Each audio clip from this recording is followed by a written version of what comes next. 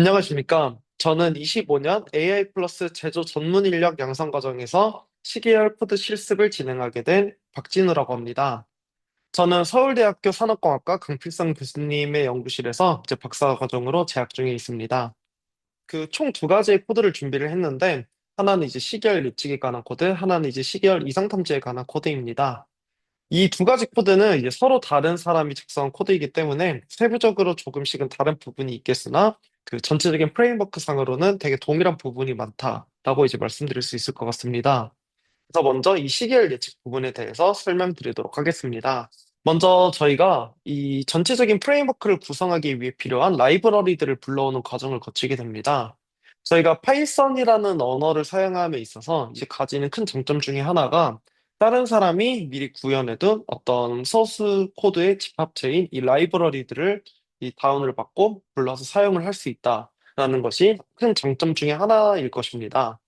시계열 코드 실습에서도 이제 딥러닝을 기반으로 하는 시계열 예측 모델을 구현해보는 과정을 거칠 텐데, 이때 대표적으로 사용하는 이 라이브러리가 있습니다. 바로 이제 예전에는 이제 뭐 텐서플로우와 같은 그런 라이브러리도 많이 존재를 했었지만, 최근에는 이 파이토치라는 라이브러리로 많이 이제 구현이 되어 있기 때문에 저 역시도 이 파이토치를 통해 이 해당 실습을 진행해 보고자 합니다. 근데 저희가 이번 프레임워크를 구현하는 과정에서 준비해야 될 라이브러리들은 다음과 같습니다. 이때 이 항상 이 모든 라이브러리들이 꼭 필요한 것은 아니고 이제 각자 개인이 구현하고자 하는 그런 과정에 맞춰서 필요한 라이브러리들만 사용을 해주시면 되겠습니다. 그러나 이제 이 파이토치 라이브러리 같은 경우에는 이제 필수적으로 필요한 부분이라고 이제 이해를 해주시면 되겠습니다. 그래서 이 라이브러리들에 대해서 간략하게만 설명을 드리면 어떤 표준 라이브러리들, 즉 이제 저희가 학습 모델링 과정에서 꼭 필요는 없지만 이 라이브러리들을 사용했을 때 조금 더 이 실험을 효율적으로 설계를 할 수 있다라는 것들이 이 표준 라이브러리들에 속한다라고 이제 이해를 해주시면 되겠습니다. 사실 이거는 어떤 표준화된 그런 컨벤셔널한 그 분류 기준이 있는 게 아니라 제가 그냥 임의로 이 실습 자료를 보시는 분들이 좀 이해하기 쉽게끔 다음과 같이 분류를 해 두었다라고 생각을 해주시면 될 것 같습니다. 그래서 뭐 데이터 처리와 같은 라이브러리들은 넘파이나 판다스 같은 이런 라이브러리에 속할 테고, 또한 이제 머신러닝 과정에서 전처리, 즉 이제 데이터들의 전처리를 진행하는 코드로는 이 사이클런에서 라이브러리를 불러서 사용하고 있다라고 생각을 해주시면 될 것 같습니다. 또한 이제 시각화, 그리고 이제 설정 관리 등 다양한 라이브러리들을 사용하고 있는데, 이때 사실 꼭 필요한 라이브러리라고 이제 말씀을 드리면 이 4번 파이터치 관련 라이브러리들, 그 2번 이 데이터 처리 및 과학 계산 라이브러리들이라고 말씀드릴 수 있겠습니다. 그래서 제가 이 라이브러리들에 대해서 먼저 설명을 드렸지만 첫 번째 저희가 어떤 전체적인 프레임워크를 구성하는 과정에서 먼저 고려를 해야 될 부분은 이 필수 라이브러리들을 불러오고 이제 실험 결과 재현을 위한 랜덤 시드 설정, 그리고 이제 가지고 있는 컴퓨팅 파워에 기반해서 어떠한 장비를 사용해서 학습을 진행할지를 설정하는 디바이스 설정 과정, 그리고 이제 학습 과정에서 저희가 다양한 컨피그레이션이 존재할 텐데 어떤 설정 값들이 존재할 텐데, 그러한 설정 값들을 좀 이제 손쉽게 관리를 할 수 있게끔 하는 이 실험 컨피그레이션으로 이제 나누어서 첫 번째 이제 초기 설정 파트를 분류를 해 보았습니다. 이 부분들을 조금 순차적으로 말씀드리도록 하겠습니다. 그래서 이렇게 라이브러리들에 대한 부분은 말씀을 드렸기 때문에 이제 넘어가고, 그리고 다음으로는 사용하고 있는 대표적인 라이브러리들, 그리고 이제 이 사용하는 언어인 이 파이썬 자체의 버전 등을 이제 확인하는 과정을 거치게 됩니다. 사실 지금 저희가 실험을 진행하는 과정은 비교적 이제 매우 간단한 프레임워크로 구성이 되어 있기 때문에 버전 간의 충돌이 그렇게 크게 발생하지 않을 가능성이 높습니다. 그러나 이제 저희가 나중에 조금 더 들어가서 조금 더 이제 많은 라이브러리들을 사용을 하게 되고 좀 더 이제 복잡한 식으로 어떤 파이프라인을 가지고 구성을 하게 된다면 이러한 라이브러리들 간의 충돌이 사실 어떤 큰 문제까지는 아니지만 저희가 이 실험을 진행하는 데 있어서 큰 애로사항으로 다가올 것입니다. 이 뭐 ABC라는 라이브러리가 있을 때 A는 특정 버전에서 B와 충돌하고 B는 특정 버전에서 C와 충돌하고 이러한 것들을 잘 고려를 해주어야 하기 때문에 이렇게 그 실험 환경에 대한 정보를 항상 확인하는 것은 중요하다고 말씀드릴 수 있겠습니다. 그래서 이번 실험에서 일단 제가 제 로컬 컴퓨터에서 실험을 진행을 하고 있기 때문에 제 로컬 컴퓨터의 라이브러리들의 스펙은 다음과 같이 구성이 되어 있는 것을 확인하실 수 있습니다. 또한 이제 GPU를 통해서 저희가 실험을 해주게 되는데 대부분의 딥러닝 모델들은 이제 수많은 계산을 필요로 하게 됩니다. 그래서 그런 계산 과정에서 좀 더 단순한 계산을 많이 처리할 수 있게끔 하는 것이 이제 이 GPU라고 이제 제가 간단히 설명드릴 수 있는데 그래서 이 GPU를 사용할 것인지 아니면은 이 CPU를 사용할 것인지를 대해서 먼저 본인의 컴퓨팅 파워에 맞게 설정을 해주어야 합니다. 그래서 이 과정에서는 사용 가능한 GPU의 개수, 그리고 이제 쿠다의 버전 등을 다음과 같이 이제 시각화를 함으로써 나타낼 수 있습니다. 그래서 저희가 큰 규모의 실험이라면 여러 개의 GPU를 한 번에 사용을 해야 되겠지만 해당 실험 같은 경우에는 비교적 간단한 실험이기에 하나의 GPU로도 충분히 실험할 수가 있어서 이를 이제 설정하는 과정을 거치게 될 것입니다. 그래서 총 이제 4개의 GPU가 현재 잡히고 있지만 저는 이 한 가지의 GPU만을 통해서 실험을 진행할 것입니다. 그래서 이렇게 확인을 한 후에는 다음으로 이제 체크해야 되는 부분은 제가 앞서도 말씀을 드렸지만 이 모든 과정은 그냥 제가 구성한 코드의 과정일 뿐이고 이제 많은 분들께서 이제 각자 이제 독자적인 그런 프레임워크를 가지고 있다라고 생각을 해주시면 될 것 같습니다. 그래서 저희 경우에는 이렇게 코드를 구성을 했지만 모든 분들이 꼭 이러한 구성을 따를 필요는 없다라는 것을 먼저 말씀을 드리도록 하겠습니다. 다음으로 이렇게 CD를 고정해주는 과정을 거치게 됩니다. 이 CD를 고정을 해주는 이유는 딥러닝 실험의 어떤 재현성을 보장해주기 위함이라고 이해를 해주시면 될 것 같습니다. 저희는 하나의 코드를 돌렸을 때도 다른 하나의 코드에 대해서 그 ABC 컴퓨터가 있을 때 이 모든 컴퓨터들에서 어느 정도 이제 조금씩은 차이가 있을 수 있겠지만 대부분 동일한 결과가 나오는 케이스를 원할 것입니다. 그러한 과정을 위해서 저희는 이 CD를 고정해 주는 것이라고 이해를 해주시면 되겠습니다. 이때 이 CD를 고정하는 과정에서도 특히 중요한 부분이 있는데 그 본인이 사용하는 여러 가지 라이브러리들이 존재를 할 텐데 그 모든 라이브러리들마다 어떤 랜덤리스가 발생하는 부분들이 있을 것입니다. 그래서 그러한 부분들을 모두 정확하게 고정을 해 주어야 이 실험의 결과가 재현이 될 수 있다라는 것을 해당 부분에서 조금 짚고 넘어가셨으면 좋겠습니다. 이번 실습에서 진행할 부분은 랜덤 함수, 그리고 이제 넘파이 함수, 그리고 이제 토치, 그리고 이제 쿠다, 사용하고 있는 이 쿠다에 대해서 고정해 주어야 하는 그런 부분들이 있기 때문에 이러한 부분들에 대해서 고정을 해 주었다라고 생각을 해 주시면 될 것 같습니다. 다음으로는 이제 저희가 어떤 디바이스를 사용할지를 불러오는 과정입니다. 이 디바이스는 제가 아까 말씀드렸던 것처럼 GPU나 CPU 중에서 어떤 장비를 가지고 실험을 진행할 것인지 자동적으로 사용 가능한 환경에 맞춰서 불러오게 하기 위한 코드다라고 생각을 해주시면 될 것 같습니다. 그래서 지금 이 경우에는 어떤 제가 사용 가능한 GPU의 개수를 확인을 하고 제가 사용 가능한 GPU들 중에서 제가 원하는 GPU의 그 인덱스 넘버를 기재를 한다면 해당 GPU만 가져와서 제가 이번 실험에 사용할 장비로 설정을 해주겠다라는 것이 이 해당 코드에서 의미하는 것입니다. 또한 이제 GPU가 없으신 분들도 분명히 계실 텐데 이 GPU가 컴퓨터 하드웨어 장비 내에서 포착이 되지 않을 경우에는 자동적으로 CPU를 통해서 실험을 진행을 하겠다라는 것이 이 해당 코드의 목적이라고 생각을 해주시면 되겠습니다. 다음으로는 컨피그레이션 설정에 관한 부분입니다. 저희가 해당 프레임워크를 구동하기 위해서는 다양한 부분에서 어떤 특정한 세팅 값들을 필요로 하게 됩니다. 예를 들어 데이터를 구성하는 과정에서는 이 데이터의 이 경로가 어디에 존재를 하는지, 그리고 이 데이터의 이름은 무엇인지, 또 이제 제가 앞서 말씀드렸던 이 시드 값을 몇으로 설정을 할 것인지, 또는 이제 모델에 들어가는 입력 데이터를 몇으로 설정을 할 것인지, 또 어느 정도의 길이를 예측할 것인지, 그러한 부분들을 이제 설정해 주게 되는데, 이러한 설정 값들을 제가 이제 아래에 있는 다양한 코드들이 존재를 하는데, 이러한 코드들을 왔다 갔다 하면서 이 값들을 설정을 해준다면, 그렇다고 해서 실험이 안 되는 건 아니지만 조금은 비효율적일 것입니다. 그래서 그러한 부분들을 조금 이제 전체적으로 한 번에 관리를 해주기 위해서 다음과 같이 컨피그레이션만을 관리하는 이 config라는 함수를 다음과 같이 정의를 해주게 됩니다. 그래서 여기서 이 기본 실험에 관한 설정, 데이터셋에 관한 설정, 뭐, 이 학습에 관한 설정, 그리고 이제 더 나아가서는 아래에 이 모델에 관한 설정까지 이 부분에서 한 번에 관리를 해주고 있는 것입니다.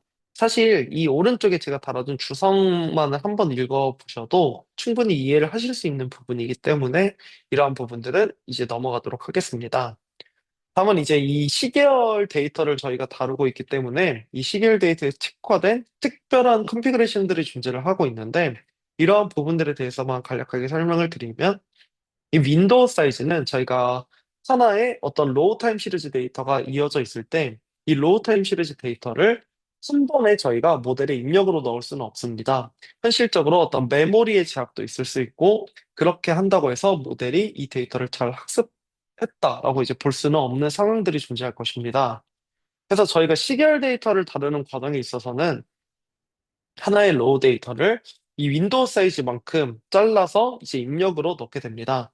그래서 이 하나의 윈도우 사이즈가 96 길이로 설정이 되었을 때 이 윈도우 사이즈의 앞에 이제 96만큼을 프레드 랭스로 설정을 하여서 이 윈도우 사이즈만큼의 데이터가 모델에 입력으로 들어갔을 때 이 프레딕션 랭스만큼의 아웃풋을 내는 것이 이 시계열 예측이다 라고 이제 말씀드릴 수 있겠습니다. 물론 이 해당 부분에 대해서는 이후에 조금 더 자세하게 설명드리도록 하겠습니다. 그래서 뭐 이런 식으로 이 컨피그레이션들을 구성을 해준 후에 저희는 다음으로 이제 모델에 대한 컨피그레이션도 한꺼번에 설정을 해주게 됩니다. 그래서 이렇게 하는 이유는 사실 지금 이번 실습에서는 이 패치TST라는 이름의 모델을 하나만을 사용을 해주고 있지만 저희가 추후에 다양한 모델을 가지고 실험을 진행하는 과정에서는 이 모델들을 한 번에 관리를 해줘야 되는 모델들에 대한 컨피그레이션을 한 번에 관리를 해줘야 하는 코드가 필요하게 됩니다. 그래서 이때 뭐 예를 들어서 저희가 다른 모델 하나를 추가한다고 했을 때 이 모델에 맞는 이름을 단같이 넣어준 후에 이 모델에서 사용되는 컨피그레이션들을 여기 이제 적어주면 되는 것으로 이 해당 부분을 이해해 주시면 되겠습니다. 그래서 이러한 방식으로 컨피그레이션들이 이제 지정이 된다라고 이제 봐주시면 되겠고 어떤 제가 이제 처음에 사실 말씀을 드렸어야 되는데 지금 바로 한번 진행을 해보도록 하겠습니다. 뭐, 이 다양한 형태로 구성된 모든 데이터셋들이 이 해당 코드에서 원활하게 작동을 할 수는 있겠지만, 제가 이번 실험에서 사용하고자 하는 데이터셋은 이 ETTH1이라는 시계열 예측에서 주로 사용되는 벤치마크 데이터셋 중에 하나인데, 이 데이터셋을 통해서 이 실습을 진행해 볼 예정입니다.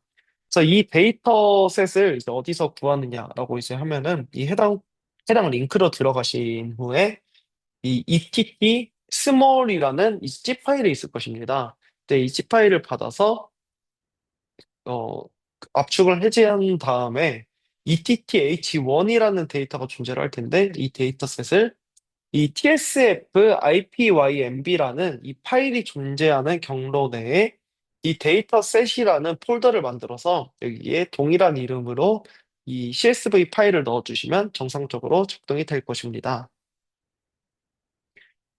그래서 이렇게 데이터셋을 어느 경로에 이제 넣어야지 이 실험이 진행이 되는지도 설명을 드렸고, 다음으로 이제 저희가 위에서 정의를 해두었던 이 get device나 set seed와 같은 함수들을 여기서 이제 실행을 해주게 되는 것입니다. 실행을 해준다면 저희는 이 뭐 사용 가능한 GPU의 개수나 저희가 이제 어떠한 GPU를 사용을 하게 되는지를 다음과 같이 프린트가 되는 것을 확인해 주실 수 있고, 이제 뭐 어떤 랜덤 시드가 잘 설정이 되었다. 이런 것들도 확인을 해줄 수 있습니다. 다음으로는 이제 데이터셋, 그리고 이제 데이터 로더 구현에 관한 부분입니다. 해당 부분에서는 저희가 실습에 사용할 데이터를 불러오고 또 이 데이터를 트레이닝, 밸리데이션, 테스트 용도에 맞게끔 분할을 해주는 과정을 거칠 것입니다. 또한 이제 저희가 이 불리한 데이터셋을 어떤 식으로 모델에 입력으로 넣을지를 구성을 하게 되는 데이터셋 클래스를 통해서 그러한 저희가 임의의 데이터셋을 구현해 보는 과정을 거치고 이 데이터셋을 그 학습에 사용할 수 있게끔 이터레이션하게 사용할 수 있게끔 데이터 로더를 통해 랩핑을 시켜주는 과정을 거칠 것입니다. 그럼 먼저 이 타임 피처 임베딩에 대해서 설명드리도록 하겠습니다. 저희가 다별량 시계열 데이터를 다룰 때, 저희 날씨 데이터를 예시로 든다면, 기온이나 강수량 같은 데이터가 이 다별량 시계열 데이터에 포함이 되어 있겠지만, 가장 기본적으로 시계열 데이터이기 때문에 이 데이터가 어느 날짜에 수집이 되었는지 그러한 정보들이 함께 존재를 할 것입니다. 그러한 정보들까지 함께 모델에 넣어주기 위해서 임베딩을 진행을 해주고자 하는 것이 이 해당 코드에서의 목적이라고 봐주시면 되겠습니다. 이때 시간, 분, 아니면은 초 단위를 어떤 0-0.5에서 0.5 범위로 이제 인코딩을 해주는 과정을 거쳐서 최종적으로 사용을 해주겠다라는 것이 이 해당 코드의 목적이라고 이해를 해주시면 되겠습니다. 다만 이제 제가 이번에 진행하는 실습 같은 경우에는 이러한 시간 정보까지는 함께 이용을 해주고 있지는 않기 때문에 이러한 방식으로 시간 정보를 함께 다루는 방식들이 존재를 한다라는 것만 생각을 해주시면 되겠습니다. 다음으로는 이 데이터셋을 불러오는 과정입니다. 이 데이터셋을 불러오는 과정은 사실 어렵지는 않은 부분인데 어떤 데이터가 존재를 할 때 이 데이터를 저희가 당연히 이제 불러오게 되고 이 데이터에 이제 여러 가지 컬럼들이 존재를 할 텐데 그 컬럼의 특성에 맞게 반영을 해주는 과정입니다. 이 데이트 컬럼에는 제가 정확하게 확인을 해보진 않아서 100% 맞다라고 말씀을 드리기는 어렵지만 아마 이제 이전에 말씀드렸던 것처럼 2025년 6월 17일에 이러한 데이터들이 들어가기 때문에 이 데이터 타임 형태로 이제 변환을 해주는 것이다 라고 생각을 해주시면 될 것 같습니다. 또한 이제 이 과정을 쭉 거쳐서 저희는 데이터를 구성을 해주게 되고 또한 이제 해당 부분에서 함께 진행을 해주는 것은 이 전체 데이터를 구분을 해서 트레이닝 데이터, 밸리데이션 데이터, 그리고 테스트 데이터로 구분하는 과정을 거치게 됩니다. 사실 이 부분을 제가 코드 한 줄 한 줄 자세하게 설명을 드리는 것보다는 한번 이 코드들을 실행을 해보시고 정확하게 한 줄 한 줄 이해를 해보시는 것이 훨씬 더 도움이 될 것이기 때문에 이 해당 부분은 넘어가도록 하겠습니다. 다음으로는 데이터셋 클래스에 대해서 설명드리도록 하겠습니다. 제가 이 해당 실습을 준비를 하는 과정에서 이 프레임워크에서 가장 중요한 부분이 어디일까라고 이제 생각을 해본다면 이 데이터셋을 구성하는 과정이 저는 가장 중요하다고 개인적으로는 생각을 하고 있습니다. 이 부분이 왜 중요한지에 대해서 말씀을 드리면 저희가 어떤 로우 데이터들이 있을 때 이 로우 데이터들을 어떤 형식으로 모델에 입력으로 주고 이 모델을 통해서 나온 아웃풋을 어떤 값하고 이제 비교를 해 줄 것인지 그런 과정을 위해서 이 데이터셋 구성을 하는 부분이 이 데이터셋 클래스이기 때문입니다. 그래서 이에 대해서 조금만 자세하게 설명을 드리면 이 데이터셋 클래스는 다음과 같이 크게 initialization, get item, 그리고 이제 get length라고 이제 구분이 되어 있습니다. 각자의 역할을 먼저 말씀을 드리면 이 initialization에서는 데이터를 불러오거나 데이터를 전처리해주는 과정을 거치고 get item 같은 경우에는 어떤 데이터들이 있을 때 이 데이터들에 대해서 인덱스로 이 데이터의 샘플을 반환하는 그런 역할을 하는 부분이라고 생각을 해주시면 될 것 같습니다. 이제 get length 같은 부분에서는 데이터셋의 총 샘플 수를 반환해주는 부분이다 라고 이해를 해주시면 될 것 같습니다. 그래서 이 시계열 데이터를 구성하는 과정에서 제가 앞서서 말씀을 드렸던 것처럼 시계열 데이터는 하나의 데이터를 모두 입력으로 사용을 해줄 수는 없기 때문에 윈도우 사이즈 단위로 잘라서 데이터를 입력으로 사용을 해주게 됩니다. 또한 이제 저희가 어느 정도 길이를 예측할 것인지 이 윈도우 사이즈와 이 프레드 랭스만큼 데이터가 구성이 되어 있는 것입니다. 그래서 이 부분을 보시면 좀 더 정확하게 이해를 해주실 수 있을 텐데, 먼저 저희는 입력 데이터의 시작 지점을 다음과 같이 구분을 해주게 되고, 입력 데이터의 끝 시점을 다음과 같이 지정을 해주게 됩니다. 다음으로는 이 타겟 데이터의 시작 시점, 즉 이제 예측 데이터의 시작 시점, 그리고 이제 타겟 데이터의 끝 시점, 즉 이제 예측 데이터의 마지막 시점이 될 텐데, 이러한 식으로 이제 데이터셋을 구성을 해주게 되는 것입니다. 즉 이제 어떤 저희가 주어진 데이터, 즉 이제 모델의 입력으로 들어갈 데이터가 다음과 같이 있을 때 이 데이터가 모델의 입력으로 들어가게 된다면 저희가 예측을 해야 되는 시점들, 즉 이제 예측해야 되는 첫 시점과 끝 시점만큼 데이터 아웃풋을 도출을 하게 될 텐데 이 아웃풋들과 이 실제 데이터, 이 타겟 값은 이제 실제 값에 해당하는 데이터들인데 실제 값에 해당하는 부분과 모델의 예측한 값의 어떤 비교를 통해서 저희가 이 시계열 예측이 진행이 된다라고 이제 말씀을 드릴 수 있을 것 같습니다. 다음으로는 이제 업데이트 인포메이션 같은 부분인데 이러한 부분들은 좀 이제 편의를 위해서 만들어둔 코드로 어떤 이후에 모델의 컨피그레이션을 정해줘야 하는데 이 모델의 컨피그레이션에서 어떤 저희가 사용하는 데이터셋에 따라서 그 컨피그레이션들이 달라질 수 있는 경우가 있습니다. 그러한 경우에 저희가 일일이 그러한 값들을 지정해 주지 않아도 한 번에 이 데이터셋에 따라서 컨피그레이션이 한번 업데이트가 되게끔 하는 것이 이 해당 코드의 목적이라고 이해를 해주시면 되겠습니다. 그래서 이 코드를 동작을 하게 된다면 저희가 위에서 어떤 간단한 이 로깅과 같이 프린트문을 넣어두었기 때문에 어떠한 방식으로 진행이 되었는지 데이터를 불러서 이 데이터들이 어떻게 이 나누어졌는지 이런 것들을 단같이 간략하게 확인을 하실 수 있습니다. 다음으로는 스케일링에 관한 부분입니다. 이 스케일링이 필요한 이유를 간단하게 설명을 드리면, 이 어떤 서로 다른 스케일을 가지는 데이터들이 존재할 때, 예를 들어서 1과 1000과 만이라는 데이터가 하나의 데이터에 동일하게 존재를 한다면, 이 1이라는 데이터는 학습에 어떻게 민감하게 작용을 하지 않을 것입니다.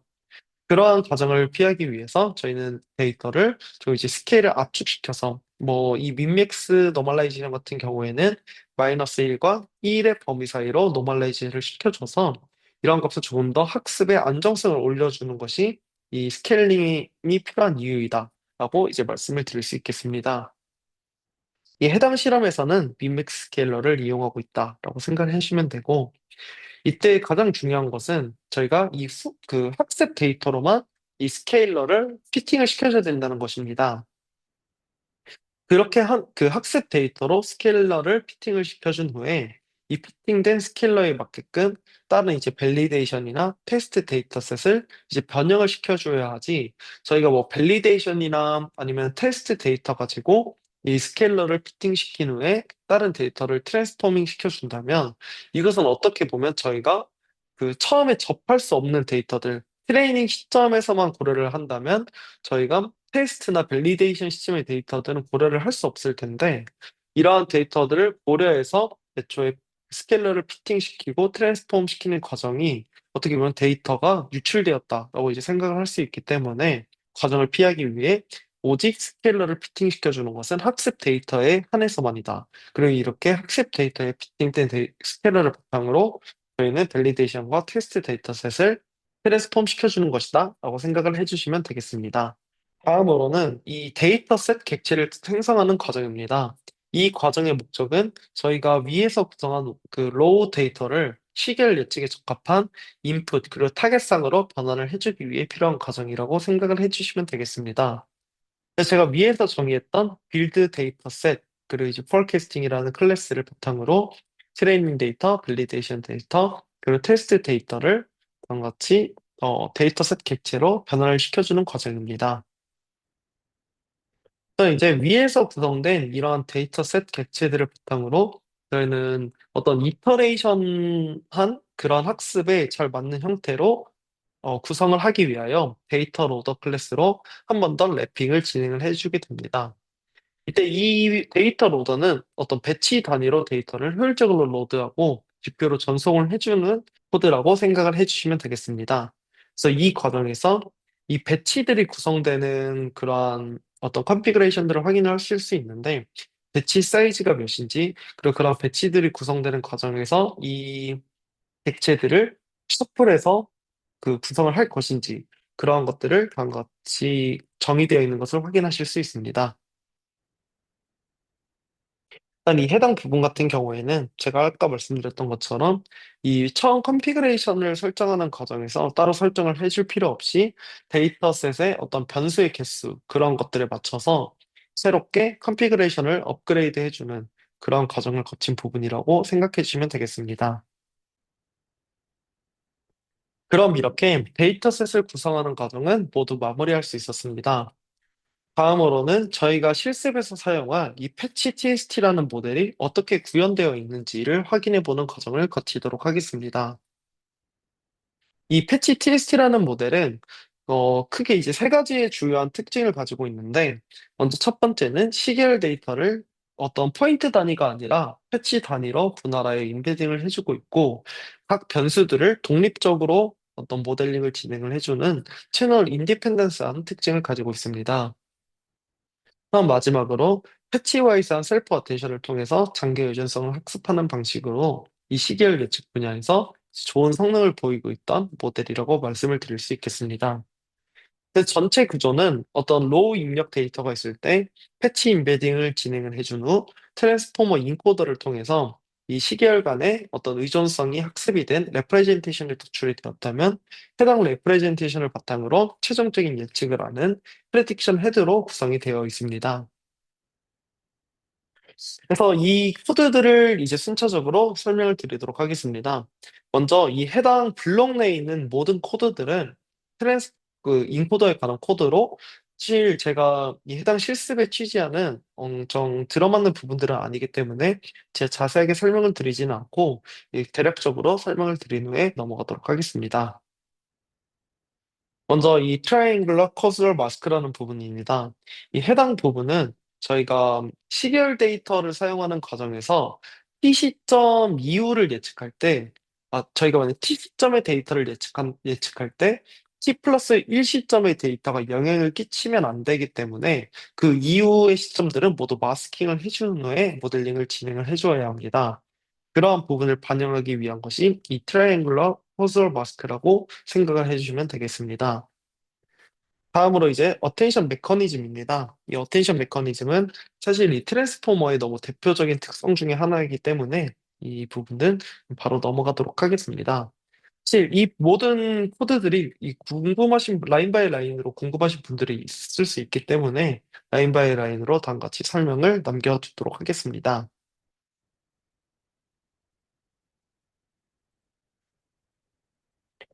다음으로 이제 이 포지셔널 임베딩이 있는데, 뭐 이에 대해서 간략하게만 설명을 드리면 트랜스포머 모델 자체가 입력이 순차적으로 들어가는 구조가 아니라 한꺼번에 병렬적으로 처리를 해주는 구조이기 때문에 각 이제 입력의 단위를 트랜스포머에서는 토큰이라고 부르고 있습니다. 그래서 이 모든 토큰들에 대해서 순차적인 정보가 병렬적으로 들어간다면 순차적인 정보가 고려가 되지 않을 수 있어서 사실 시계열 데이터의 모델링에 있어서는 좀 치명적인 부분이라고 말씀을 드릴 수 있겠습니다.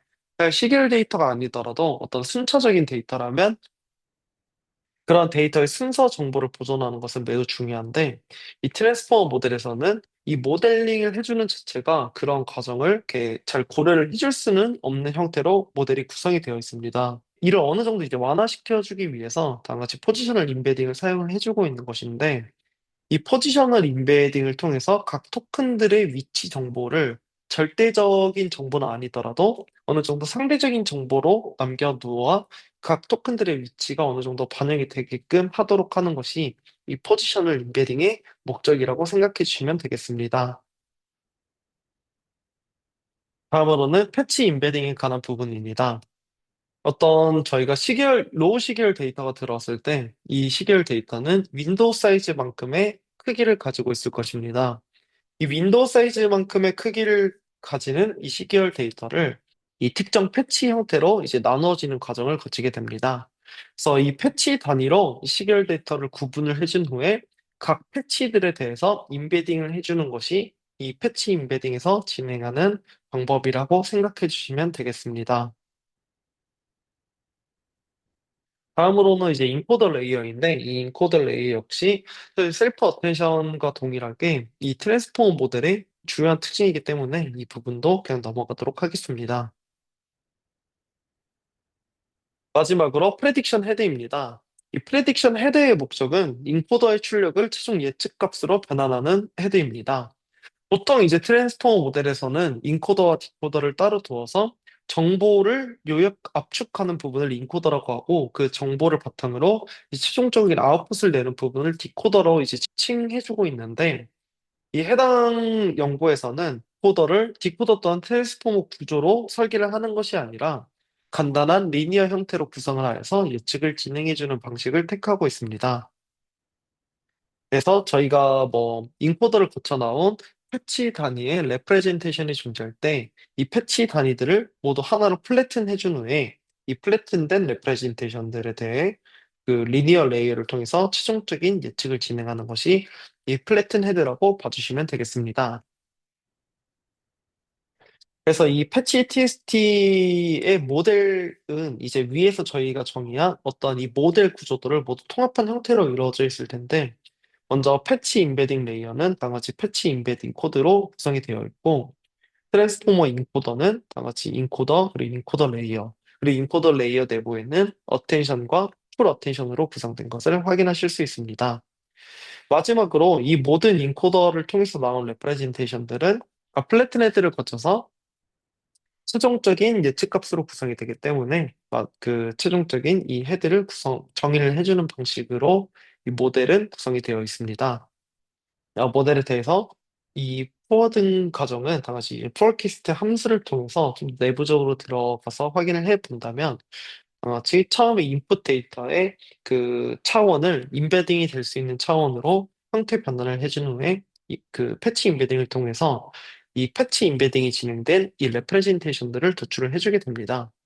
그리고 이 도출된 레프레젠테이션이 이 인코더, 트랜스포머 인코더에 들어가서 어떤 서로 간의 관계가 잘 학습된 그런 레프레젠테이션 도출이 되게 되고 이 레프레젠테이션들을 저희가 어떤 그 예측 헤드에 들어갈 수 있는 플래튼 헤드에 들어갈 수 있는 형태로 변화시켜주는 과정을 거쳐서 최종적인 아웃풋을 내는 것이 이 패치 TST의 코드라고 이해를 해주시면 되겠습니다. 다음으로는 모델 학습 및 테스트 코드입니다.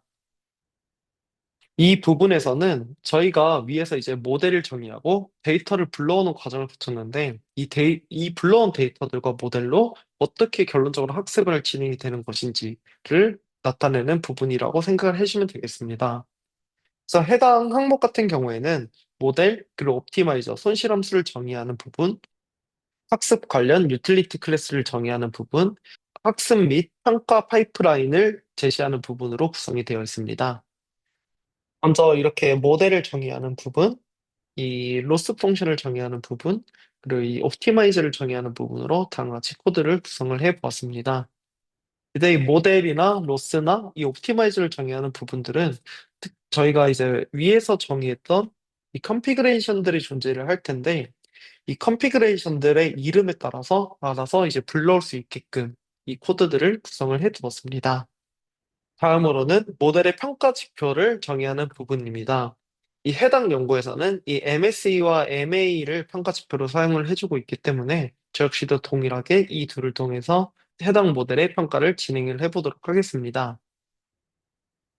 또한 이제 뭐 이 얼리 스토핑이나 아니면 이 에버리지 비터 그리고 이제 뭐 어지어스트 러닝 레이트 같은 함수나 이제 클래스 같은 부분들은 모두 이 함수나 클래스가 없어도 학습은 잘 될 수 있습니다. 그러나 이제 학습의 어떤 효율적인 부분들을 개선을 해주기 위해서 정의를 해주는 것이라고 생각을 해주시면 될 것 같습니다.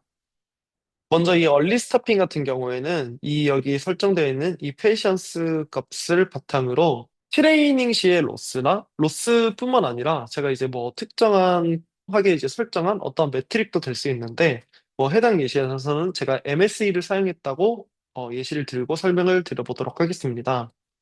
제가 트레이닝 시에 이 MSE가 이 밸리데이션 시의 MSE보다 낮아지지 않을 때, 즉 이제 학습이 잘 제너레이션하게 진행이 되지 않았을 때, 총 이제 에포크의 5번만큼, 즉 이제 이 페이션스 값만큼 MSE가 그 학습 시에 MSE가 개선이 되지 않는다면 이 실험을 강제로 멈추게 하는 것이 이 얼리 스타핑 코드의 목적이라고 이해를 해주시면 되겠습니다. 이 에버리지 미터 같은 경우에는 학습 시에 로스나 어큐러시 등의 매트릭을 잘 기록을 하게끔 하는 것이 목적인 코드라고 이해를 해주시면 되겠습니다. 마지막으로 어저스 러닝 레이트 같은 경우에는 이 학습 시에 저희가 동적으로 학습이 어떻게 되느냐에 따라서 동적으로 러닝 레이트를 변경을 해주는 코드라고 생각해 주시면 될 것 같습니다. 그래서 위에서 정의한 이 모델과 크리테리언 그리고 이제 옵티마이저를 정의하는 코드를 통해서 저희는 모델과 로스 펑션, 옵티마이저를 다 같이 정의를 하게 됩니다. 또한 이제 이 테스트를 하는 함수인데 먼저 트레이닝 코드를 먼저 설명을 드리고 이 테스트 코드를 설명드리도록 하겠습니다. 먼저 이 트레이닝 코드입니다. 이 트레이닝을 위한 코드에서는 가장 먼저 위에서 말씀드렸던 것처럼 이 에버리지 미터드를 통해서 저희가 학습 시에 나왔던 어떤 그 로그나 이 프린트나 그 정보들을 잘 기록할 수 있게끔 먼저 이니셜라이제이션을 다 같이 진행을 해주게 됩니다. 또한 이제 이 얼리 스타핑 클래스 역시 정의를 해두고 그래서 저희가 위에서 설정한 어떤 에포크 있을 텐데 그 에포크만큼 이 학습이 이 진행이 되는 것이고 한 에포크에는 하나의 전체 데이터셋을 모두 순회를 하면서 학습을 진행을 하게 된다라고 이해를 해주시면 되겠습니다. 가장 먼저 모델을 이제 학습 가능한 상태로 만들어주고 그 각 값들을 먼저 초기화를 시켜주는 방식으로 학습이 진행이 되게 됩니다. 그래서 이제 하나의 앱봉마다 저희는 이 트레인 로더에 있는 모든 데이터들을 순회를 하면서 학습을 진행을 해주게 되는데 위에서 저희가 데이터셋을 정의를 하는 과정에서 어떤 그 기분, 즉 이제 모델의 입력으로 들어가는 값들이 존재를 하고 또한 이제 타겟, 즉 모델의 입력으로 들어간 이 아웃풋이 나와서 비교가 되는 값들이 존재를 하게 됩니다. 그래서 이 input TS와 target TS가 존재를 하는데 사실 이 인풋 타임 임베딩 같은 경우에는 모델의 가치 입력으로 들어오긴 하지만 사용이 되지 않는 값이다 라고 생각을 해주시면 될 것 같습니다. 그래서 어떤 모델의 input TS가 이제 모델의 입력으로 들어가서 예측된 값들이 이제 나오게 됩니다. 그래서 이 예측 값과 이 실제 값, 그 미래 시점의 실제 값들과의 차이를 통해서 저희는 어떤 로스를 계산을 해주게 되고 이 로스를 바탕으로 이 페거드 이 함수를 통해서 이 모든 파라미터들에 대한 그레디언트를 계산을 해주는 과정을 거치게 됩니다. 위에 이 옵티마이저 제로 그라드 같은 경우에는 이전 이터레이션에서의 그레디언트와 현재 그 이터레이션에서의 그레디언트가 서로 겹치게 된다면 조금 이제 뭐 문제가 발생을 하거나 상충되는 부분이 생길 수 있기 때문에 이전 시점에 이터레이션을 돌면서 발생이 된 그레디언트는 초기화를 해주고 그 이후에 계산된 로스를 통해서 계산된 이 그레디언트들이 있을 때 이 해당 그레디언트들을 바탕으로 파라미터들을 업데이트 시켜준다라는 것이 이 해당 코드의 구성이라고 생각해 주시면 되겠습니다. 이 부분 같은 경우에는 에포크별로 학습 정보를 출력하는 부분이라고 생각을 해주시면 되고 이 두 번째 코드 같은 경우에는 저희가 앞서 말씀드렸던 것처럼 매 에포크마다 이 밸리데이션, 그, 꼭 이제 매 에포크가 되진 않고, 제가 여기 설정해둔 이 이벨 에포크에 따라 주기적으로 검증을 수행해주는 과정을 거치게 되는데, 이를 진행을 해주는 이유는 앞서 말씀드렸던 얼리 스타핑과 같은 과정을 거치기 위해서라고 말씀을 드릴 수 있겠습니다. 또 이제 중간중간에 이 밸리데이션의 로스를 체크를 해주면서 이 모델이 잘 제너레이션이 되고 있나라는 것도 어느 정도 그 직접적으로 확인을 할 수 있기 때문에 다음 같은 식으로 매 구성이 되어 있는 것을 확인을 해주실 수 있고 이 해당 코드에서는 이 이벨 에포크를 1로 설정을 해 주어서 매 에포크마다 이 밸리데이션 데이터셋에 대해서 포워딩을 해주고 이때의 로스를 바탕으로 얼리 스타핑을 그 진행할지 안 할지를 구성하는 걸로 코드가 구성이 되어 있다고 생각을 해주시면 될 것 같습니다. 그래서 만약에 얼리 스토핑이 발동이 된다면 강제적으로 코드를 멈추는 방식으로 실행되어 있는 것을 확인을 해줄 수 있습니다. 또한 이제 매 폭마다 그 이 러닝 레이트를 조정을 해주는 과정 역시도 같이 나타나 있는 것을 확인해 줄 수 있습니다. 그래서 이 모든 과정을 거치면 결론적으로 모델이 이제 학습이 마무리된 모델이 나올 텐데 이때 저희는 제일 마지막 에포크까지 돌았다고 이 모델은 학습이 잘 된 모델이 아닐 수도 있습니다. 맨 마지막 모델까지 돌았다면 이 모델은 어떤 그 트레이닝 데이터에 너무 오버피팅된 그 모델일 수도 있고, 또한 이제 그 제네레이션이 잘 되지 않은 모델일 수도 있습니다. 그래서 저희는 이 베스트 모델만을 불러서 사용을 해주게 되는 것입니다. 그리고 이 베스트 모델 또한 이 이밸리에이션 과정에서 결정되는 것이라고 생각을 해주시면 되겠습니다.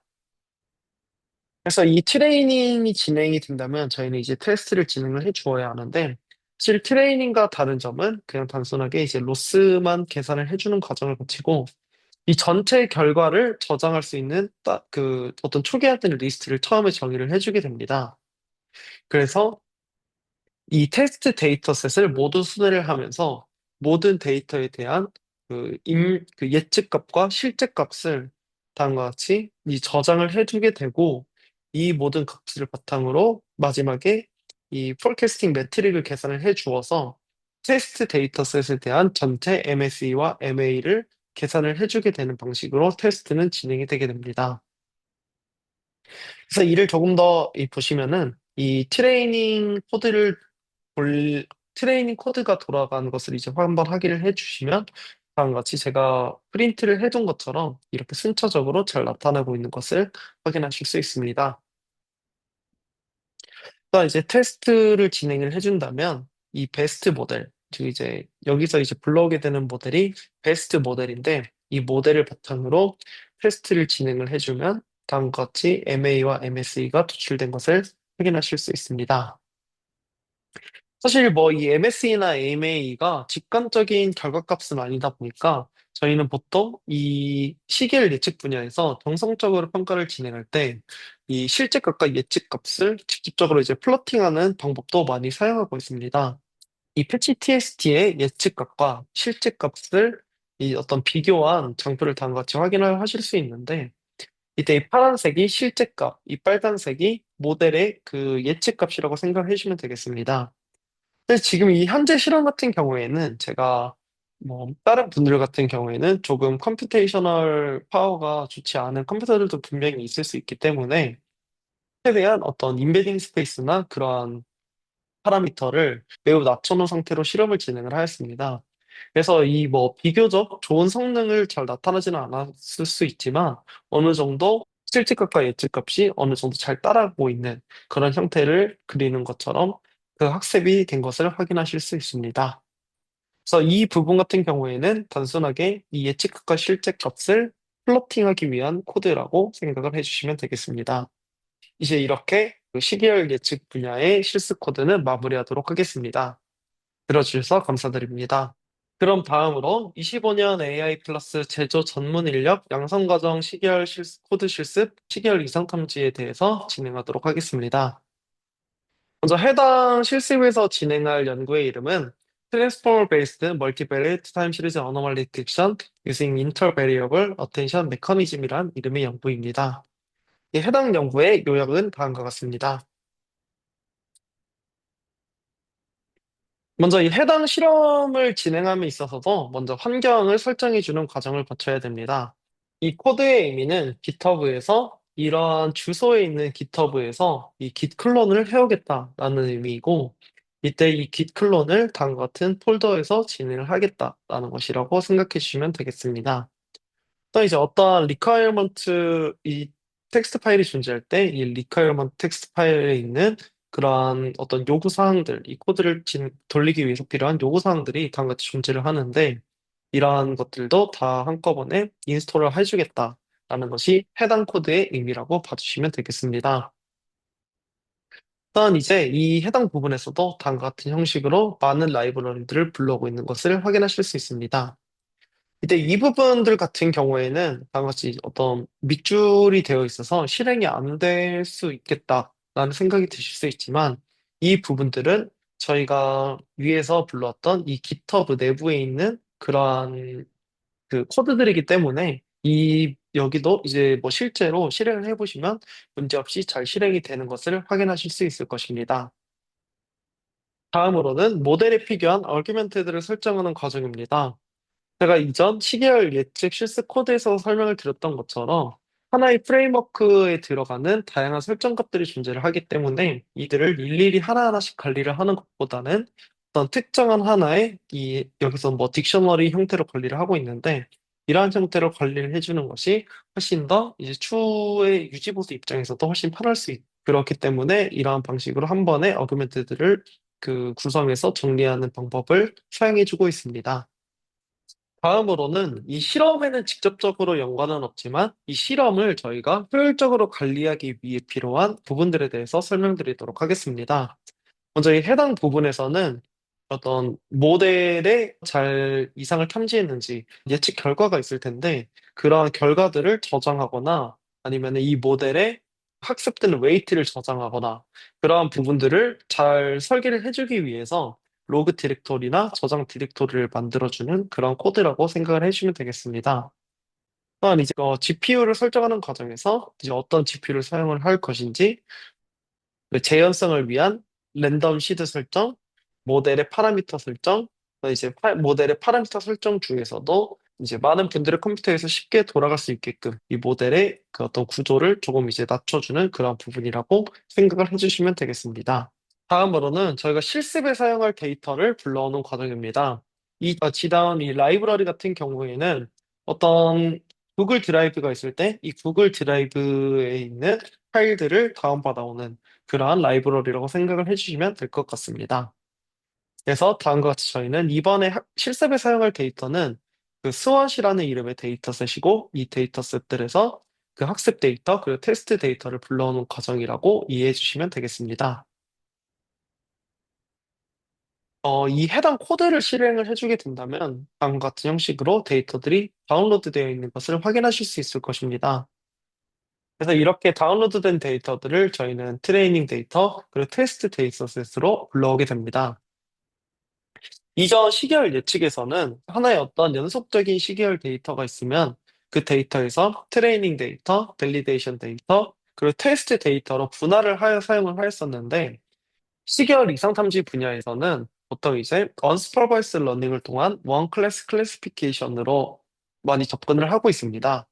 이렇게 하는 이유는 저희가 가별량 시계열 데이터 자체가 이제 변수가 뭐 7, 8개가 넘어가도 저희가 한눈에 보았을 때 어떤 변수에서 이상이 발생을 하였는지 그런 것들을 육안으로는 많이 확인을 하기 힘듭니다. 즉, 이렇다는 것은 이 데이터의 레이블링이 어렵다는 것입니다. 그래서 이렇게 레이블링이 어려운 데이터들은 저희가 그 학습을 위한 충분한 레이블링 데이터를 확보를 할 수 없기 때문에 이 정상인 학습 데이터들을 모아서 모델을 학습시키. 그래서 보통 이 시계열 이상 탐지 분야에서는 이 학습 데이터와 테스트 데이터가 다음 같은 형식으로 분리가 되어 있습니다. 그래서 이러한 것들을 잘 알고 짚고 넘어가시면 좋을 것 같아서 말씀을 드렸습니다. 그래서 그 밸리데이션 데이터 같은 경우에는 이 트레이닝 데이터에서 일부분을 이제 분할을 해서 사용을 해주게 되고 이 학습 데이터에서도 뭐 어떤 노멀이나 어택이 표기된 그러한 레이블링은 되어 있지만 이제 모든 데이터가 정상으로 표기되어 있기 때문에 이 부분은 드랍을 한 후에 사용을 해주게 됩니다. 그래서 이 부분은 이제 뭐그 데이터를 분할해주는 과정이기 때문에 모두 넘어가도록 하겠습니다. 이제 아까 말씀드렸던 것처럼 테스트 데이터에는 이 노멀 어택, 즉 이제 정상이냐 비정상이냐가 이 포인트 와이즈로 다 매핑이 되어 있기 때문에 이 레이블을 따로 저장을 해 두어서 추후에 테스트 시에 사용하는 과정을 확인하실 수 있을 것입니다. 이 부분은 제가 뭐 추후에도 좀 더 자세하게 설명드리도록 하겠습니다. 그래서 이 과정을 거친다면 저희는 이 트레이닝 데이터, 테스트 데이터, 그 밸리데이션 데이터들을 이제 모두 얻을 수 있습니다. 그럼 추가적으로 테스트 시에 이제 사용하게 될 그 레이블까지 저희가 이제 그 얻어진 데이터 형식을 확인할 수 있습니다. 그래서 뭐 간략하게 트레이닝 데이터나 밸리데이션 데이터, 그리고 테스트 데이터의 모습을 확인을 해보면 트레이닝 데이터 같은 경우에는 39만 6천 개, 밸리데이션은 9만 9천 개, 테스트는 44만 9천 개 정도로 구성되어 있는 것을 확인하실 수 있습니다. 해당 그 시계열 이상 탐지에서도 시계열 예측과 동일하게 이 정교화를 진행을 해주게 됩니다. 그래서 이 정교화는 이제 시계열 예측 부분에서는 말씀드리는 것을 깜빡했었는데 정교화는 각 변수끼리 진행을 해주게 되는 것이라고 이해해 주시면 되겠습니다. 그래서 이제 이 이상탐지에서도 다음과 같은 형식으로 데이터 셋을 구성을 해주게 됩니다. 피규어를 보시면 이해가 수월하실 텐데, 하나의 어떤 긴 시계열 데이터가 있을 때, 이 하나의 시계열 데이터를 한 번의 모델에 입력으로 넣는 것보다는 이 시계열 데이터를 여러 개의 조각으로 잘라서 모델에 입력으로 넣는 것이 훨씬 더 학습 안정성에도 도움이 될 것이고, 어떤 컴퓨테이셔널 코스트 측면에서도 훨씬 좋은 선택지라고 말씀드릴 수 있을 것 같습니다. 데이터셋 같은 경우에는 사실 이전 시계열 예측 부분에서는 이 다음과 같은 코드가 없었는데 해당 코드를 시계열 이상 탐지에서는 작성을 해둔 이유가 어떤 슬라이드 사이즈를 반영하기 위해서입니다. 이전 시계열 예측 코드만을 보신다면 이 슬라이드 사이즈가 무조건 이제 1로 구성이 되게 될 텐데, 이 해당 코드에서는 이 슬라이드 사이즈를 저희가 원하는 만큼 조정을 할 수 있기 때문에, 또한 이상 탐지에서는 그러한 상황이 어떻게 보면 필요할 수 있기 때문에, 이렇게 슬라이드 사이즈를 명시적으로 입력할 수 있게끔 코드가 구성이 되었다라는 것을 확인하실 수 있습니다. 또한 이제 이 is valid 윈도우 같은 경우에는 어떤 저희가 슬라이딩 윈도우를 구성을 하는 과정에서 이 해당 예시에서 만약에 이 부분에 어떤 결집값이 존재를 한다면 이 부분은 포함하지 않고 윈도우를 만들겠다라는 것입니다. 즉, 이 부분이 만약에 결집값이 있다고 했을 때 구성된 윈도우를 생각을 해본다면 이 어떤 주황색의 윈도우가 하나 구성이 되었을 테고 다음으로는 이 부분의 윈도우만이 이제 구성이 될 것입니다. 즉 이제 어떤 결집값이 발생한 부분을 제외하고 윈도우를 구성을 하겠다. 라는 것이 이 isValid 윈도우 코드의 목적이라고 생각해 주시면 되겠습니다. 일단 이제 getLength나 getItem 같은 경우에도 그 어느 정도 동일하게 구성이 된 것을 확인하실 수 있습니다. 다만 이제 이상 탐지와 시계열 예측에서는 그 가장 큰 차이점이 하나 존재를 하는데 바로 레이블이 있을 때의 유무입니다. 이 해당 코드를 보시면 이 self.with-attack이라는 것이 true일 때 이 아이템 어택에 이 어택을 추가를 해주겠다라는 이제 코드가 존재를 하게 됩니다. 이 부분은 사실 테스트 시에만 적용이 되는 부분이라고 생각해 주시면 되겠습니다. 즉 이제 테스트 시점에서는 저희가 이 데이터가 정상인지 아닌지에 대한 레이블이 있기 때문에 그 레이블을 기반으로 정확하게 이제 추후에 평가를 해 주어야 하기 때문에 이 부분도 함께 들어가게 되는 것이다. 라고 생각해 주시면 되겠습니다. 다음으로는 이렇게 그 위에서 저희가 정의한 데이터셋 클래스를 바탕으로 학습 데이터와 밸리데이션 테스트 데이터셋을 그 구성해 주는 과정입니다. 근데 저희가 시계열 이상 탐지 모델들은 다양한 방식이 존재를 하는데 프레딕션이나 뭐 임베딩 스페이스상의 디스턴스를 기반으로 하는 다양한 방식이 존재를 하고 있는데 이때 이 해당 연구에서는 리컨스트럭션을 기반으로 하고 있기 때문에 리컨스트럭션을 기반으로 이 데이터셋을 구성해 주도록 하겠습니다. 다음으로는 데이터 로더를 생성하는 과정입니다. 이 데이터 로더는 이제 위에서 정의한 저희가 데이터 셋들이 있을 때 이 데이터 셋들을 이 로더 클래스를 통해서 다시 한번 랩핑을 시켜주는 과정으로 구성이 되게 됩니다. 구성된 로더가 있을 때 이 로더에서 데이터를 첫 번째 배치의 데이터를 불러왔을 때 저희가 한번 확인을 해본다면 다음과 같은 형식으로 잘 불러와진 것을 확인하실 수 있습니다. 다음으로 이제 데이터를 불러오는 과정은 모두 끝났고, 이 모델 부분에 대해서 설명드리도록 하겠습니다. 먼저 포지셔널 임베딩입니다. 이 제한 방법론이 어쨌든 트랜스포머 구조를 차용하고 있다 보니까 이 포지셔널 임베딩을 필수적으로 이용을 해 주어야 합니다. 이때 이 포지셔널 임베딩 같은 경우에는 제가 이전 시계열 예측 코드에서도 말씀을 드렸던 것처럼 제한 연구의 특색 있는 부분이 아닌 이 트랜스포머 연구의 그 어떤 중점적인 부분이기 때문에 이를 뭐 자세하게 다루지는 않고 넘어가도록 하겠습니다. 다음으로는 이 코주얼 컨볼루션 1D 파트입니다. 사실 이 부분이 시계열 데이터를 임베딩을 해주는 코드라고 생각해 주시면 되겠습니다. 다만 이제 단순하게 어떤 그 컨볼루션 1D를 통해서 임베딩을 해주는 것보다는 저희가 시계열 데이터를 다루고 있기 때문에 T 시점을 예측을 하기 위해서는 T 시점을 모델링하기 위해서는 어떤 T 플러스 1, T 플러스 2 시점에 미래 정보들이 반영이 되면은 사실 그거는 어떻게 보면 치팅에 가깝다고 볼 수 있을 것입니다. 그러한 것들을 고려를 해주기 위해서 이 코셜 컨볼루션을 이용을 해주게 되는데, 즉 이제 이전 시점만의 데이터를 이용을 해주는 것을 의미합니다. 이를 조금 더 시각적으로 보시면 저희가 이 빗금친 부분에 데이터를 임베딩 해주는 과정에서 이 빗금친 부분의 데이터, 그리고 이 빗금친 부분의 과거의 내 시점의 데이터, 그리고 이제 그 조금씩 스트라이드를 벌려가면서, 즉 이제 이 한 시점을 임베딩하기 위해 저희는 이제 다양한 시점에 그 타임 포인트들의 그 데이터를 이용하는 것이 이 코주얼 컨볼루션 1D에서 사용하는 방식이라고 생각해 주시면 되겠습니다. 다음으로는 이제 어텐션에 관한 부분입니다. 이 부분에서 조금만 이제 이론적으로 설명을 드리면, 이 왼쪽의 템포럴 셀프 어텐션 같은 경우에는 각 시계열에 하나의 타임 포인트를 하나의 토큰으로 하여서 이 셀프 어텐션을 진행을 하는 방식이고, 베리어블 셀프 어텐션 같은 경우에는 각 변수마다의 셀프 어텐션을 진행하는 것이라고 생각해 주시면 되겠습니다. 베리어블 어텐션 같은 경우에는 변수 차원에서의 멀티헤드 어텐션 메커니즘으로 어떤 다별량 시계열 데이터에서 각 시점별로 변수 간의 관계를 학습하는 것이 목적인 그 모델이라고 보시면 되겠습니다. 즉 이제 어떤 변수가 다른 변수에 더 중요한 영향을 미치는지를 파악하는 것이 이 베리어블 셀프 어텐션에서 나오는 것이라고 이해를 해주시면 됩니다. 사실 뭐 이 부분들 역시도 한번 트랜스포머 모델의 기본적인 부분이고 입력 구조 자체가 달라진 것이기 때문에 크게 달라진 부분이 없습니다. 그래서 한번 이 해당 실습을 진행을 하시면서 자세하게 한번 확인해 보시는 것을 추천드리도록 하겠습니다. 그 이 템포럴 어텐션 같은 경우에도 다음과 같이 정의를 해 두었고, 이어 이는 이제 사실 기본적인 트랜스포머의 셀프 어텐션과 동일하다라고 봐주시면 되겠습니다.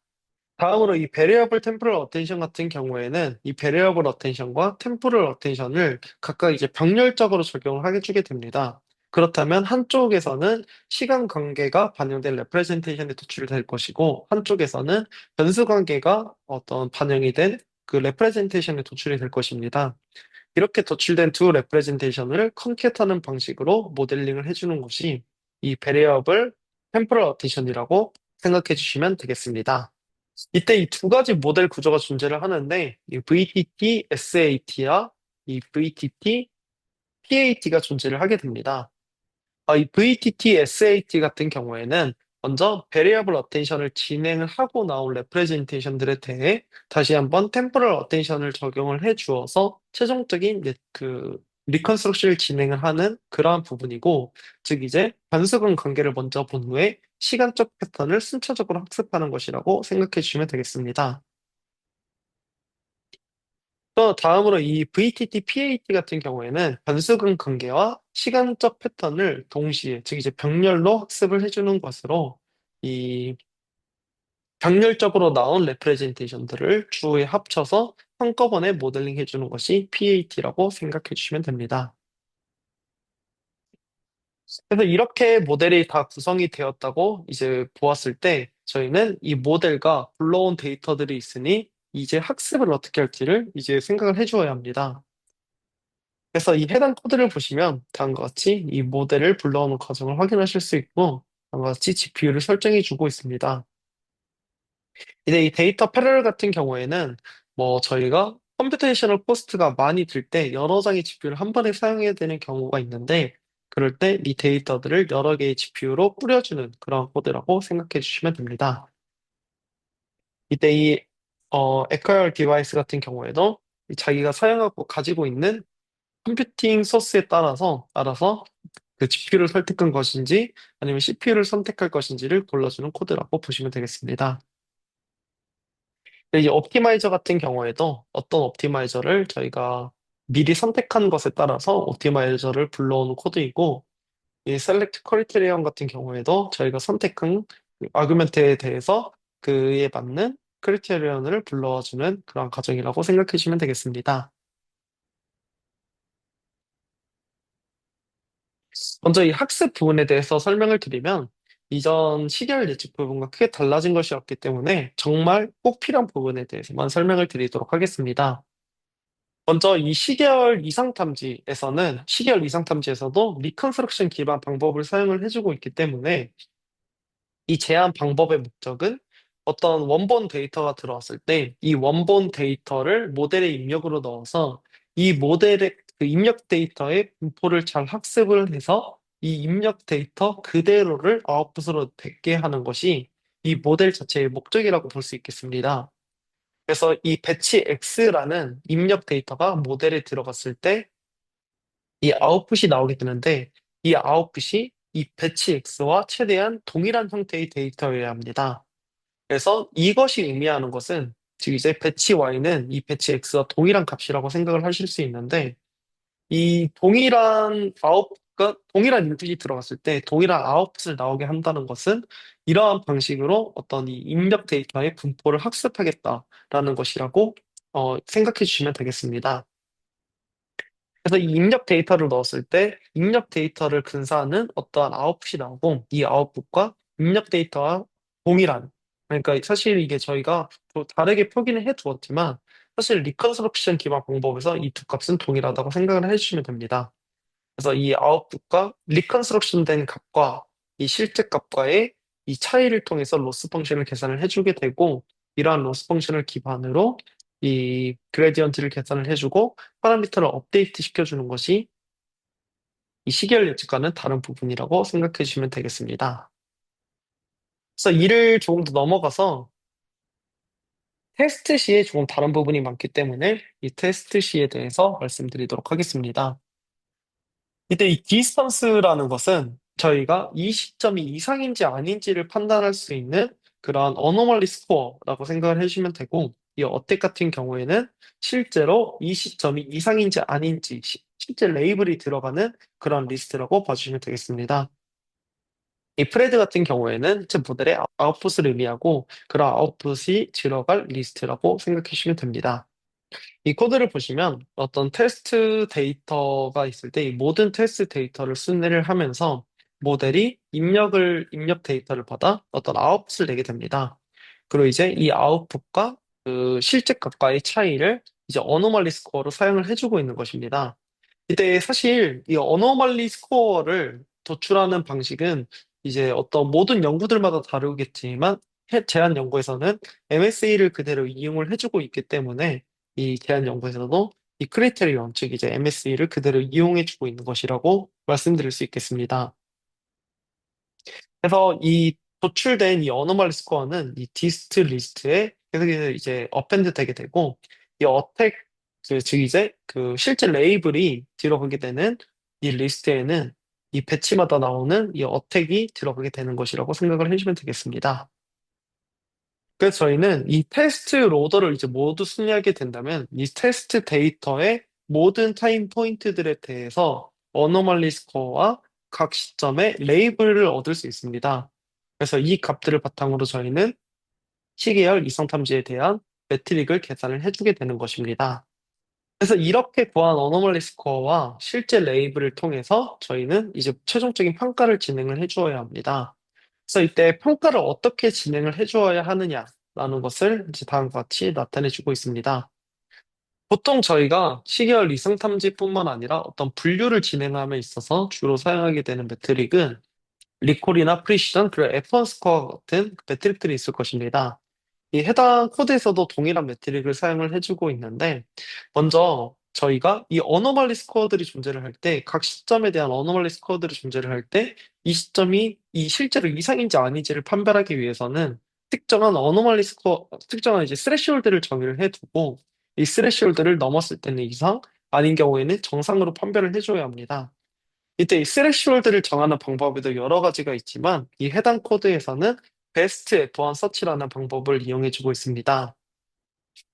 이때 이 베스트 F1 서치는 어떤 어노멀리 스코어들의 상위 10% 값들을 기준으로 이 어노멀리 스코어들의 상위 10% 값들을 기준으로 총 그 스텝 넘이라고 이제 기재한 부분이 있는데 이 부분만큼 이 어노멀리 스코어를 스레시홀드를 변경을 해가면서 가장 높은 F1 스코어를 도출하는 그 스레시홀드를 찾는 것이 베스트 F1 서치라고 생각해 주시면 되겠습니다. 그러한 방식으로 이제 스레시홀드를 찾고 있고 이때 이 K 값이 존재를 합니다. 이 K 값에 대해서 설명을 드리기 위해 아래로 내려간다면, 먼저 이제 K가 0에서 이제 100까지 존재하는 것을 확인하실 수 있습니다. 먼저 이 K 값이라는 것이 사실 저희가 가장 기본적으로 생각을 했을 때는 포인트 와이즈하게 F1 스코어를 측정하는 것이 사실 가장 일반적인 방법이었을 텐데, 이 시계열 이상 탐지에서는 어떻게 보면 이상 세그먼트가 발생을 했을 때 이 이상 세그먼트 내에서 한 시점이라도 이상을 탐지를 했다면 그것은 잘 탐지를 했다라고 이제 평가를 해줄 수 있는 부분일 수 있을 것입니다. 뭐 저희가 정말 어떤 시스템이 존재하는데 그 시스템에서 재빨리 오류가 발생한 것을 한 번이라도 탐지를 할 수 있다면 그건 어느 정도 이 시스템에 대한 이상 탐지를 성공적으로 수행을 하여서 유지 보수에 도움이 될 수 있다는 것이 그러한 연구들이 있었고 이제 그러한 연구들을 기반으로 나온 매트릭이 포인터 어저스트먼트라는 매트릭입니다. 이 포인터 어저스먼트에서는 하나의 세그먼트, 이상 세그먼트가 있을 때, 이상 세그먼트라는 것은 어떤 이상이 뭐 0에서 100시점까지 발생을 했을 때, 그것은 하나의 세그먼트라고 이제 말을 해주고 있습니다. 그래서 그러한 세그먼트들이 있을 때, 이 세그먼트 내 한 시점이라도 잘 이상을 포착을 했다면, 그 모든 시점에 대해서 잘 탐지한 것으로 해주겠다라는 것이 포인터 어저스먼트이고, 이 K가 0인 경우가 이 포인터 어저스먼트를 적용한 결과라고 보시면 되겠습니다. 그래서 이 K가 조금 더 이제 올라가는 것을 확인하실 수 있는데, 이 K 값이 의미하는 것은, 뭐 예를 들어서 K10을 제가 예시로 들어 설명을 드리면, 이 하나의 세그먼트 내에서 이 최소한 이 세그먼트의 그 10% 내에 해당하는 포인트 와이즈한 어노멀리를 포착을 해야지 모든 세그먼트를 맞게 해주겠다라는 것이 K가 10이 의미하는 것이라고 보실 수 있겠습니다. 즉, 이 K 값들이 의미하는 것은 이 세그먼트 내에 몇 퍼센트의 값을, 이 세그먼트 내에 K%의 값을 포착해야 모든 세그먼트를 맞게 탐지한 것을 해주겠다라는 것을 시라고 생각해 주시면 되겠습니다. 그래서 이러한 식으로 이제 테스트가 진행이 되게 되는 것이라고 이해를 해주시면 됩니다. 그래서 최종적으로 이렇게 제가 위에서 모든 말씀드린 코드들이 있는데 이 모델을 먼저 이렇게 빌드를 해준 후에 이 모델에서 학습 함수를 통해서 학습을 진행을 한 후 이 모델에서 최종적인 테스트를 통하여 이 테스트 데이터에 대한 이상 탐지 스코어를 다음과 같은 형식으로 도출하는 것이 시계열 이상 탐지라고 이해해 주시면 되겠습니다. 그럼 이렇게 시계열 이상 탐지 실습도 마치도록 하겠습니다. 들어주셔서 감사드립니다.